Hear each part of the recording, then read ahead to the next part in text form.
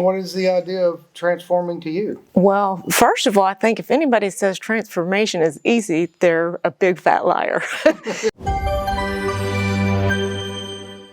There's a lot of talk about transforming ourselves, transformational developments that are going on around the world right now, where people have the traditional ways of doing things has been failing a lot of people. A perfect example of that is the massive declines of attendance in traditional churches around the country. It's gone from 85% to 65%. That's just according to the Pew studies that came out recently. That's saying something that people they're gravitating to. Can you show me tools? Can I get help with my anxiety? Can I get help with transforming myself into becoming a better person? And there are so many different ways to do that. There are different ways to do that wrapped inside so many different religions. And we have to find what resonates with us, what helps us grow as a person, what tools are available, such as breathing exercises like we practice here to help reduce anxiety, get our minds focused more clearly, and how to better communicate with each other without being rude, without being talking in a derogatory way where people feel like, I don't want to talk to you anymore. I don't want to be around you. I don't want condescension. You have a negative force that's making me not want to participate in anything that you do. We don't want that. We need, with all the division that's happening in the world right now, we need more than ever to come together and figure out how to better communicate, how to reduce the divisions, how to find common ground amongst each other, and figure out ways to be more self-reliant other than having to rely on other people, other institutions. I mean, we do want to rely on people, don't get me wrong about that. It is good that we have close-knit communities. It is good that we are trusting each other, but those are on very personal levels. I'm talking about the broader aspects of relying on cold, hard institutions such as various governments that are impersonable, and they are not directly affecting your inner needs, like a close-knit community of family and friends and people in your neighborhood. We can transform ourselves from starting in our heart and focusing on what is inside of us. Why am I feeling a negative feeling when I wake up in the morning? Why am I dreading going to work? Why am I dreading going to be around my partner or my family member or co-worker? How can I resolve those issues internally so I can coast over them? There's a lot of tools that we will barely touch on in this video, but just enough that if you hang out just a little bit more, we have a transformational coach, this unbelievable guy from Switzerland who is joining us today that we absolutely love and adore, who is coming to help all the people that come visit us every Sunday and our broader audience in the internet world. So there are different ways. Transformation means a couple of different things to different people. So what do you think about transformation? What does that mean to you? Well, hello everyone. To me it means to find a vision and aim at something that is more or bigger than what I am today. So it's, envisioning something that I could be and then aim towards that and focus on that and work every day on it. And in my own life, but also with people I work with, what I have found is that it's almost a bit like a paradox. Because on the one hand, I want to be, defined by kind of like a visionary aspect of myself in the future, where I go like, okay, like who could I be? Who do I want to be? But then also at the same time, I want to be, embracing and accepting who I am today. Because so often, there is, I would say, like an epidemic of, people who, are not happy with who they are at the moment. They feel a lot of guilt, they feel a lot of shame, there's a lot of anger, there's a lot of resentment, so there's a lot of emotions that are bottling up because, we're not happy, or we're not the people who we know we could be. And to face that and to be willing to voluntarily look into that, and then actually take the steps. It takes a lot of humbleness, I would say. And it is really something that, is, I would say, not for the faint of hearts, because it really takes a lot to, okay, like these are my shortcomings. Here I am today, and I know I want to go over here and still have the capacity, like you said before, in your heart to know, hey, but I'm still lovable, I'm still good, I'm still worthy, I am enough as I am, but also I want to move towards something else. Yeah, that is well said. Well put. And what is the idea of transforming to you? Well, first of all, I think if anybody says transformation is easy, they're a big fat liar. Because there's nothing easy about it. We climb, we fall, we plateau, we have setbacks. It's a continual commitment. To commit yourself to doing that, you have to do it every single day. Which really, one of the biggest tools is being aware, to consciously be aware, to almost imagine that you were standing over here looking at yourself. So when you are interacting with other people, hey, did I just make a mistake by addressing that person that way? Then you go like, oh crap, I really hate that I just did that. That was probably a rude thing to do. And then you either apologize or, well, in some cases, I mean, rudeness is really not ever really appropriate, but sometimes, It is. But in saying that, we all have the capacity and all have the desire to kind of change our life in a different way. Some of us have drank too much. Some of us sleep too much. Some of us want to have sex too much. Some people don't want to have enough. Like there's all these things that we want to change about who and what we are so we can express ourselves more clearly and make those connections with each other extremely meaningful. And a lot of times that's really difficult because most people that I find when I have discussions with large groups or one-on-one, most people only believe their belief system is based on what their mom and daddy told them. They've never truly dove into their own belief systems, why they believe that. And I think that goes to what you were talking about, how difficult it is to learn yourself. Because when you start to just write down, like, man, I really feel like I don't understand this. I don't understand why I believe this. This is just what I was told. It kind of feels good to me because it's like eating mom's home cooking. Like it feels good because it was made with love and you got your happy family there and everybody's eating. So you got your comfort food. And nobody's tastes better than mama's cooking. Right.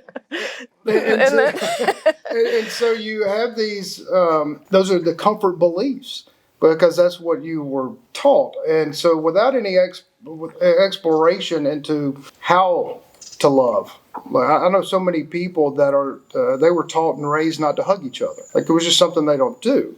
And so that's a foreign idea to me. I know that I'm invading someone else's space in a negative way when I naturally want to hug somebody. So when I go to do that, I have to, sometimes you'll catch it because they're like, they're standing back like, I'm like, oh, sorry. Just want to love you, man. Just let me love you. And then that person has to go in and go, well, why don't I want affection? Why don't I want to be touched? Why is that a boundary for me? And then I too have to look at, all right, well, why do I want to just hug everybody I feel a connection to? I don't need to hug everybody. So there's a bunch of self-exploration that has to be done. And that goes into, why are you a Muslim? Why are you a Christian? Why are you Hindu? Why are you Buddhist? Why? Not even though there are a lot of similarities in all of those things, and you can find your spiritual path in any one of those things, but are you a pawn for somebody else? Or are you propagating a philosophy that you're not even aware of that is negative for the whole? And that requires a lot of discipline. It requires a lot of pain in some cases because you don't want to learn something about your belief system that makes you feel, it's damaging your ego. It's damaging your self-identity. You're connected to those things because that's what you've been drilled in and that's what you focused on your entire life. And there's nothing necessarily wrong with any of those beliefs. It's you just don't know. You don't know why. And if you don't know why, and you start to explore something and you go, I don't think I really like that. That is painful. Yeah, not only that, I think like what you're speaking to also is the courage to question everything. And I think that's really where it comes down to, where, people like me included and everybody, I think it's kind of like the human condition. Like we say, we have been in a way like conditioned by parents, by teachers, by society, by people around us who basically show us, not even saying that to us, but maybe just show us through their actions, through their behaviors, like, well, this is how the world works and this is how it is. And like you say, in different cultures, there's like completely different norms. And what we look at as being the norm might be completely different, might not be the norm in other areas. And so I'm experiencing it often, that it takes that courage to then actually really look at that and say, like, well, is that actually coming from me? Do I want that? And, is the person that I have become, is that still the person that I want to be and that I want to inhabit? And very, very often it's, like we get to those turning points in life where we get to a certain point, and then basically all the strategies and all the behaviors and all the actions that we have taken up until this point have served us in a particular way. But now at this point, like, things are they start falling apart. It doesn't work anymore. There is so much kind of turmoil in the external, and it's like, well, why is this happening? Like, why is that thing not working? Why is my relationship breaking apart? Like, why does it not work? Why does work not is not the same like it used to be? And so kind of like the energy that is required now to uphold this, that behavior and that belief, that usually is now higher than, or like it takes more energy to do that, instead of looking at and let's take a stop and let's look at things and really like examine, what is it that I'm doing, what are my behaviors, what are my beliefs, and maybe have these beliefs served a purpose up until this point, and now it's time for a new one. And I think that's what you're alluding to, because that can be incredibly painful, because it's become part of our personality, it's become part of who we think we are, and we've spent like a lot of our life building up this, this maybe a mask, or maybe something that we're not fully inhabiting. And so now we come to a point, and now it's about, okay, like, do I all have to let that go? And I think that letting go, and that, trying to do it differently when I don't know what's on the other side, because there is a comfort in doing the things I've always done in a certain way. And now all of a sudden that doesn't work anymore. And I go, oh, okay, but what else should I do? It's kind of like, we stand kind of between a rock and a hard place. It's like, okay, I cannot go back, but I also don't know what my next step will be. And I think this is also where, like a lot of the talk and the ideas around, trust and surrender coming. Where it's like, okay, I know this is not working anymore, but do I trust? Can I surrender into something of the unknown that I don't know, what's going to be on the other side? But do I have the tools to navigate this unknown? Kind of explore a new part of the map of life that I have not yet seen, I have not yet explored. I think on simple terms, just trust. Like if you're broken up with somebody and you're going into a new relationship, do you have the ability to trust again? Do you have the ability to trust after somebody has hurt you? If you have a friend who has betrayed you, do you all of a sudden feel like, I don't want any more friends now, because now I'm afraid this friend is going to do what this friend did. Yeah, do you close off or do you open up? It's kind of like what we talked about in the previous podcast, which I highly recommend y'all going to see, is talking about emotions are a time machine. And that it goes to the same thing as breaking out of your comfort zone and your old routines. If you are dragging your thoughts, when your thoughts go to those painful emotions that have happened in your life, those thoughts are dragging those emotions there. And so you are living in the past because you are taking your emotions with you, and you're reliving all of that pain, all of those discomforts. And because you're not able to confront those painful things, then all of a sudden you are disturbing your now. You're living in this now. And so if you are dragging your emotions over there, you are what you focus on. So if you focus on the positive, you focus on how to gently talk to people in a way that, hey, what you are doing in this action is hurting my feelings. This is why. I would appreciate it if we tried a different angle of that, instead of, hey, you're an ass and this is the way you're talking to me and I don't like it and we're not doing it. That's the dynamic that ends up not solving any problems. It ends up creating more. So everything to me goes into the power of intent, the power of awareness, and knowing that we need to strive every day to find that calm and peace inside of us. And that is how we transform into better people, where people want to enjoy us, where they are more apt to want to receive my hugs, and I'm more apt to want to give them. That those are the three big power tools of making ourselves, increasing our personal vibration, enhancing our life. Is be aware. Where are my thoughts going? Let's choose to focus on this positive thing. Let's focus on what I am now and what I'm going to be, and how do I get there. And those kind of thought patterns make a big difference in our lives. And because you catch yourself in those moments of being a rude person. I got a good friend of mine, Ricky, that sits over there. Sometimes, I'll pop off to him being a smartass, and I'll catch myself like, oh man, Ricky's so sensitive. I probably shouldn't be a smartass. I need to go over there and just love on him. I do that sometimes. I catch myself doing it to my buddy Richie too, thinking that it's okay because of my old routines, my old thought processes of I've had a really direct humor. And sometimes that humor can be toxic. And so to catch myself to say, oh, what I may be saying may be hurting somebody's feelings, even though we're laughing. So to be aware of that and then try to massage that out. And luckily, I must be doing a pretty good job because they keep coming out and they keep wanting to receive my hugs. So I love you guys. That to me is the most important thing, is to recognizing how we affect others, because how we affect others is that energy exchange. It comes back to us. If I'm acting in such a way, it's a boomerang effect. I'm throwing out positive energy. That positive energy normally will come back. If not today with that person, with somebody else in another way. But if I'm negative to that person, it's coming back negative right then. I don't have to wait around. That boomerang effect is happening now. And why do that to ourselves? I also think there's something to be said about as within, so without, which is like an age-old, what's it, like a wisdom teaching. And I think it's so true that when there is turmoil inside and when we're not, in alignment with who we can be or want to be, and then like that will somehow inevitably come out in like very dysfunctional way where, like we make that snide comment, or like we unload on someone that might not even have deserved it, but it's just some trigger that like we have with this person. All of a sudden it just comes out.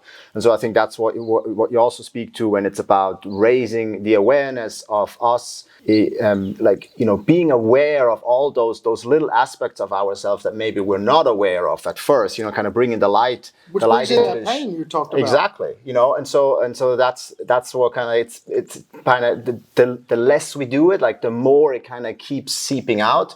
I like for me at least, the analogy with the volcano makes so much sense, that might not come out at the top like the big explosion, but they might all like those little things that just kind of pop out, and they also can wreak havoc in our lives. And so, doing this work voluntarily, I think is just like, why wait? When it might be a little bit uncomfortable, but I'd rather do like little steps along the way, just on a consistent basis, than kind of running into like those big blow-ups every 3 or 4 or 5 or 10 years, where just everything falls apart and have to completely rebuild, which can create a lot of pain and a lot of suffering for yourself, as well as the other people that you are with.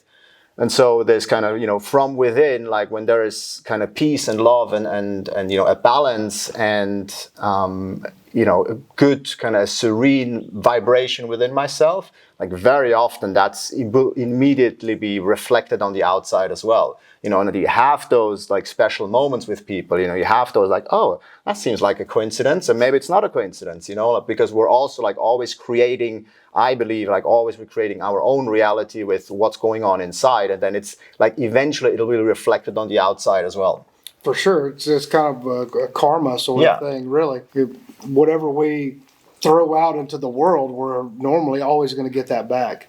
Yeah. In some way, yeah, for sure. And whatever we focus on, whether I have been really thinking about this a lot lately, and I don't want to be negative anymore. So if you say that to yourself, well, you're just reinforcing and throwing out that negative thought. Like, oh, I don't want to eat so much anymore. But then all of a sudden you're thinking of that. It's just, hey, whenever you're thinking of what you don't want to do or don't want to be or don't want to act like, just don't recognize it. Just instantly go mentally and in your heart to where it is you want to go. Don't even recognize that anger or that quick snap judgment or that quick condescension of, oh, you don't have what I have, or you don't have the ability to communicate, or you don't have whatever, you must be emotionally stupid because you don't like hugs. Just don't think of any of that. Just be. Just be what it is that you want to be without allowing those seeds, even though you're saying I'm not going to do those anymore. Yeah, that's what the awareness comes in, where like we're aware of all those patterns that keep our energy trapped in those kind of negative, lower emotional states. And I think there is something to be said about all those emotions. They have certain place. Like anger can be like directed in the right, in a good way. Like anger can be a very powerful and can be used as a positive aspect, but if it's something that's simmering inside and there's just like this, that resentment and that uncomfortableness with oneself, then that's what I mean. And it kind of comes out in all different ways, shapes, and form. In the mean comment, in the snide remark. And some people are just naturally good at being just positive, awesome people. Like there's a couple of good examples of those sitting in the crowd right now. Especially like Presley. Presley sits back there and he's always quiet, but he always has this like calm energy that he's just always like, you always just want to like cuddle up with him. What are you doing, Presley? Like, how you doing? Like he has a natural good energy about him without ever really talking much. And I think those are rare gems that you don't find all the time. Like Ricky has that good energy, like he's always a good positive, but then at the same time, it's so much. Like he has some anxiety issues, like we all do, but his motor's running. Like you better grab that love fast because you got 1 second. He's going over there. And those little things about recognizing and transforming ourselves. We have this conversation a lot out here, like bringing Ricky into the conversation. He talks so fast. He has so much on his mind. He has to get it out. I'm like, man, slow down. I don't understand what you're saying. Like you're talking in circles. And man, because he has become aware, he has consciously made an effort to communicate and articulate his thoughts clearly, where now we understand each other because of he is being aware. Now we're able to rise up to different levels of communication, different levels of understanding, so we can broaden and help each other in a more meaningful way. Like Ricky is a perfect example of being aware and helping, like transforming himself, and that's just fun to watch. Other than that, y'all got anything else to add? I think that was a very good podcast. We've got a lot of other ones on these kind of topics, and any of y'all in the local area, come out at 1:30 every Sunday. But also, we are letting anybody participate in having a cow with us. Not having a cow, we pay for the processing part, but you can't come eat the meat unless you come love the cow first, but you have to love the cow. Jill, is there anything you need to add? Well, I would like to say that I think all of your podcasts kind of all tie into one another. They kind of all go hand in hand. Like if you want to transform, you have to like set that intent. You have to be aware, and the intent has to be set every day. It's not something you can set once a week, but you have to be aware and be conscious on a continual basis of what you're doing. You have to get rid of that self-doubt, that little voice that you hear. You have to understand that that's not you. That little voice can beat you up and down every single time, but you got to get rid of that self-doubt that I suck, I'm not good enough, nobody's ever going to love me with 5 kids. You've got to get rid of all that. But I think all those podcasts go hand in hand, and I think it's important to, like they say, the best relationships are kept off of social media. And I think that you should pursue your transformation and accomplishments in silence. Oh, yeah, and amongst your most closest friends. Yeah, keep it in your circle, but you've got, so like Atlas Shrugged. In the book Atlas Shrugged, if you ever get a chance to read it, it's 1,200 pages. It's kind of intimidating. It's fictional-esque, but I like to say it's nonfiction. Yeah. But in John Galt's speech, what I'm getting at in John Galt's speech, he says, don't tell people about your achievements and don't support your destroyers. and we all have enemies that are wanting to see us fail. So keep it off. Where's the best place to see that? So if you're posting stuff on social media, keep it off of there. Keep it silent. For sure. Yeah. Well, with that, everybody, thank y'all for joining us. Go check out those other podcasts. Please support us by liking and subscribing and sharing. I know we all get asked to do that a lot on watching these videos on YouTube, BitChute, Rumble, and such. But it really is important if you find any value in all of these podcasts. And hope to see you here on Sunday at 1:30.